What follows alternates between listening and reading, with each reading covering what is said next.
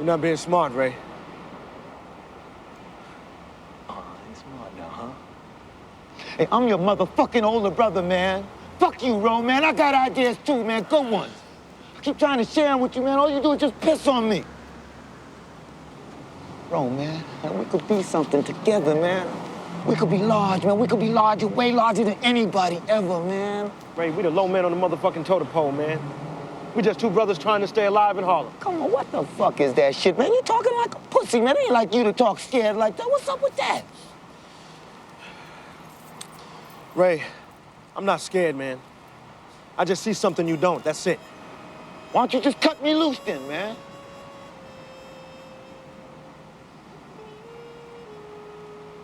That's what I've been trying to tell you, Ray. I don't want to do this anymore. I'm out, man.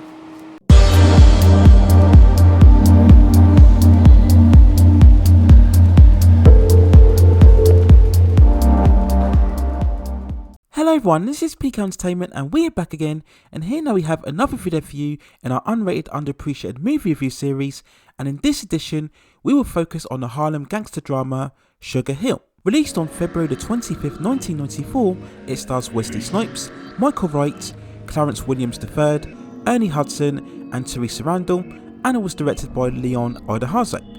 Now the setup of Sugar Hill is that we are set in present day Harlem following the story of two brothers, Randell and Ray, who are involved in dealing drugs.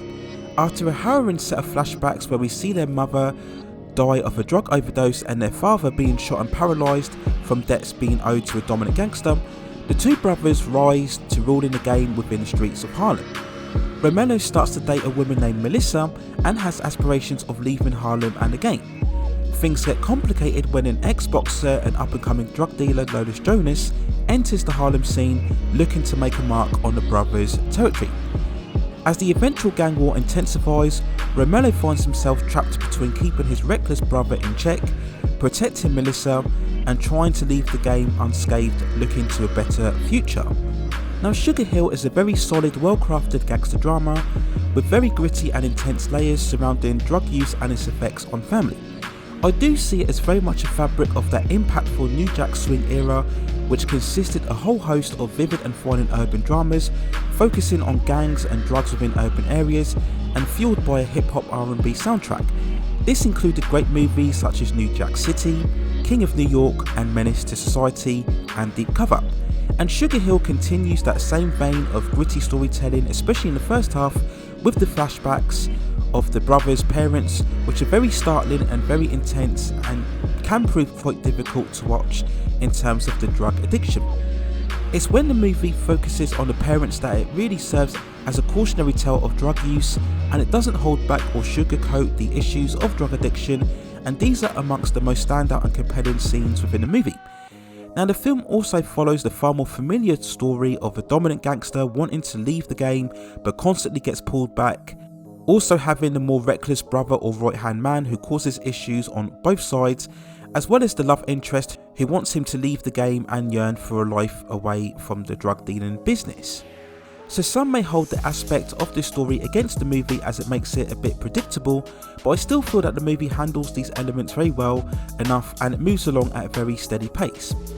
Whilst there are scenes of violence, it's never too gratuitous or over the top, it never gets too flash or try to imitate moments from far more famous films. The movie itself is aided by very compelling performances. Wesley Snipes is solid as ever in the lead role as Morello, again proving how competent he was in far more character roles before shifting towards his action superstar status later on throughout the 90s. Michael Wright is fine if not slightly erratic as Ray, and I think overall his best moments is when he's alongside Wesley Snipes.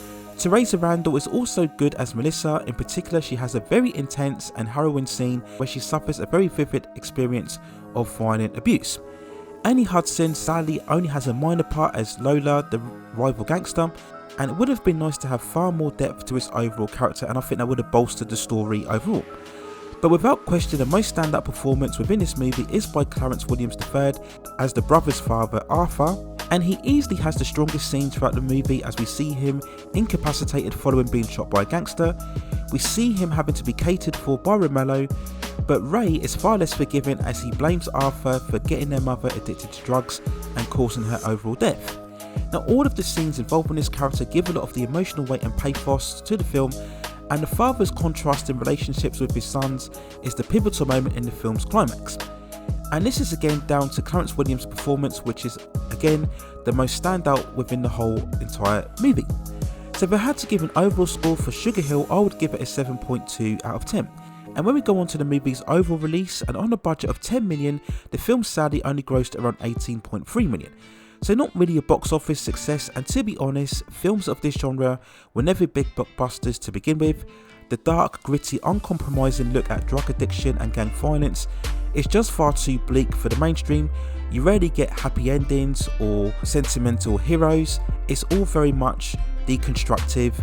And Sugar Hill did get some criticism, as many saw it as being a pale imitation of the far more revered films from the early era that I talked about before, but I still see Sugar Hill as a gritty, classy gangster drama with a legitimate reflection on drug addiction and its effects on families and relationships. And it's for those reasons why I still believe that Sugar Hill is very much a movie that is unrated and underappreciated, and does deserve far more recognition and praise many years after its overall release. So those are my overall thoughts and feelings and review of Sugar Hill. Let me know what you think in the comments below. If you've seen the movie, do you think it was underrated? It was somewhat lacking when compared to the earlier movies of its particular genre.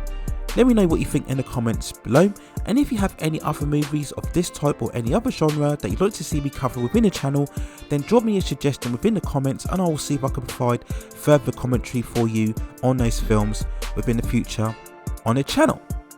Please also hit and like the subscription and notification buttons so I can provide you more high quality content like this in the future. But that's it for now. Take care of yourselves, stay at safe distances, and I will see you very soon.